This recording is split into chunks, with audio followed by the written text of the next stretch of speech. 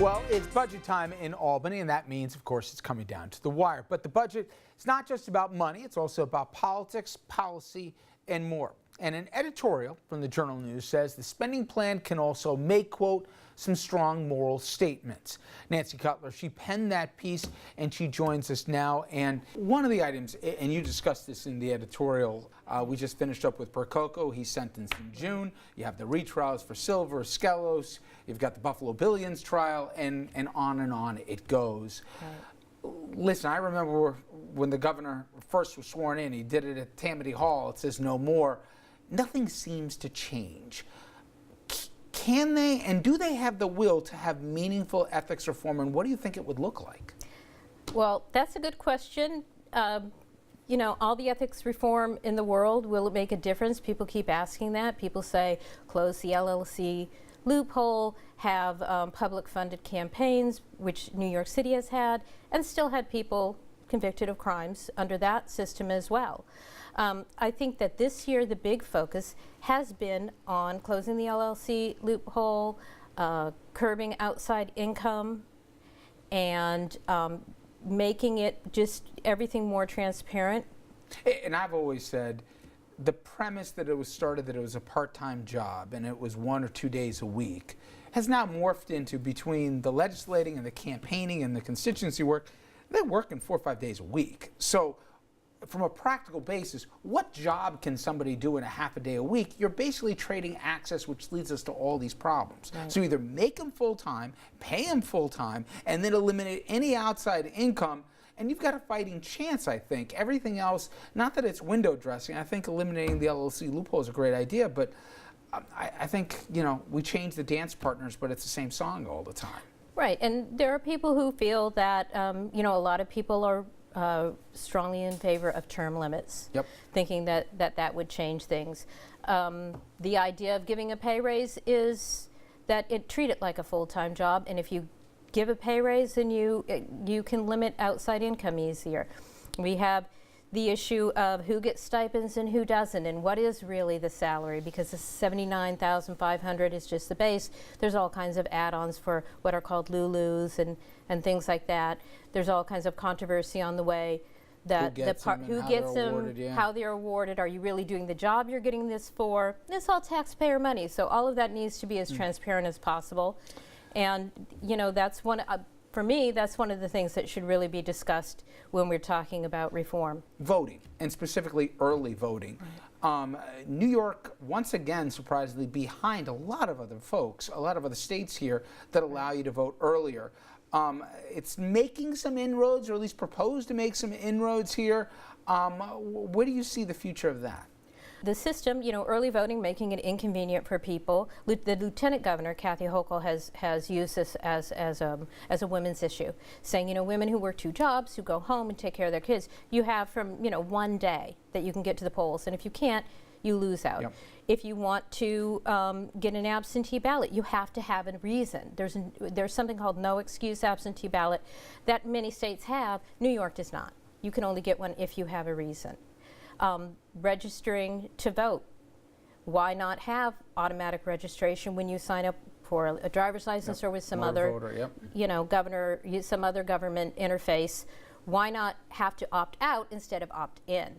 You know, those kind of things. Making it easier to vote in a primary. It's very difficult to vote in a primary because there's a long lead time to having to register for your party, because New York has closed primaries. Finally, there has been both praise but also criticism for the way the governor has handled budgets in terms of what gets priorities and what don't, in that between the rhetoric versus the reality, there sometimes is a healthy gap. It's an election year. Right. That said, when he wanted the SAFE Act passed, you know, he moved heaven and earth to move that thing. Right. A lot of initiatives that he'll pay, critics would say, lip service to, he doesn't put a lot of muscle behind it. And I think the configuration of the state Senate with all the various parties involved here complicates it, maybe even by design, you could argue. That all said, is this on the governor or is this on the legislature? From what I'm seeing, what's falling away very quickly as we wind down, and kind of the policy issues that are being left behind for the general legislature to deal with, which have not been dealt with in the past. I think that there's plenty of blame to go around. And that's a healthy way to leave it when we talk about Albany. Nancy, thank you so much for the time. Thank you. And Andrew, latest check, still no budget, right? Still no deal. Still no deal. It's being hung up over actually curricula at yeshivas, if you must know, at least according to some reports. There's going to be a budget on time. Which would be Saturday night by midnight. It's not. It's going to happen tomorrow in time to get everybody out for Good Friday and first night of Passover. We heard it here. Yes, we did. Now, the cynic says it's because they want to get home and for the holidays, and also because they get a bonus or a raise if they pass a budget on time. The cynic would be factually wrong, and that the cynic would. Do you know the cynic? Is he a friend of yours? I hear. I've seen it right trial on Long now. Island right now. There's no monetary Dominic, you're making increase guttural noises at this moment. You and Dominic are forced to be Richard, reckoned with. The fact of the matter is channeling him. that the reason the budget's coming together this week is because Cuomo tried to jam a whole lot of policy stuff into the budget, and now he's unjammed it, and the regular budget process You takes think place. the governor's got a problem? I think the governor has not had a good week. He hasn't found his voice as to why Cynthia Nixon should not be voted for. He's got the Prococo trial. He's got the Cayaros trial coming up. He's got these bizarre attempps to embarrass de Blasio with Penn Station. And Yeah, that's a weird. The Penn Station thing came out of the MTA. blue. It did not come out of the publicly, blue. it came out of the blue. Publicly it did. Okay, which is out of the blue Same for thing, everybody yeah. who's watching this at home. And it's not just the surprise of the whole thing, but it's also we want to be able to shortcut certain environmental laws and zoning laws and other things like that. It's like what he did on the housing authority, did congestion pricing. He's lost his bearings. Richard, I are agree. Republicans He's trying to- kicking themselves that they didn't come up with a really credible... He's a credible candidate. I'm talking on the right that could beat him. Well, you have the county executive candidate who's. I mean, there's always fatigue, come around the third term. But, There's, but here's the problem. Here's the thing. Right. There's a lot of people who were scared off by what we saw in early results. For example, Rob Astorino's race in Westchester, where you had, somebody who was right on the issues, who right up to the end was polling that he was going to win, and then lost by double digits, basically because of Trump. And so there were a lot of Republicans who were scared away. Harry Wilson, for one, who's a multi-millionaire, were scared and because. by the way, who I think is a credible candidate. Right. Yeah. So is Molinaro. He's bright.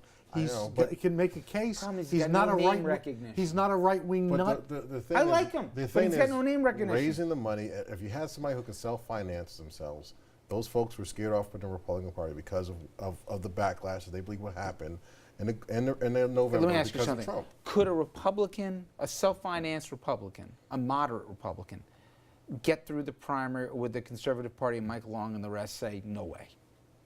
Absolutely think that can happen. You think Yeah, that the Tea Party, the Trump people, we're talking about and New York, in New York State, in the Republican primary. a self-finance, yes. You're talking about the same party that moderate nominated Republican. Carl Palladino in 2010. You think Yeah. there's really enough support in that party for a moderate to Carl get that? Palladino is a billionaire again. So I mean, And how'd that go for you? well listen. It's not that I'm saying I'm supporting, but obviously I'm he just was saying, able to but pay the his same, way. The same party is going to stretch The all the way across to have a 62 moderate? counties across New York State takes a lot of money. Has a Trump problem. You're right. The Republican Party has destroyed itself and become a rump, right-wing, reactionary, unconsequential Are political you talking force. about New York State or nationally? I'm New York talking State. both. Wow. No, not in New You York can't State. All say right, when they... all right. Not New York I'm talking State. New York State. There's also a bench problem. Like there's no way to get a Republican to that spotlight. There is a particular bench problem. We haven't held a state office in like 14 years. You need like a game show or something. and so there needs to be a rebuilding of the Republican Party. And I in also New York think State. Mike Long's got to loosen up, the requirements, the litmus test. The pass. But I don't think that's the Not biggest Mike problem. I don't think he's the Long. biggest problem. It's the Republican primary voter. They're the ones who voted for Carl Palladino. Maybe. All right. Thank you, guys. When we come back, let's lighten things up. Day in sports here. Mets win. Mets win. Yes. Yankees opening day. For both of them, we're going to take a look at that. Plus, a sad passing. Rusty Staub, a beloved Met, no longer with us.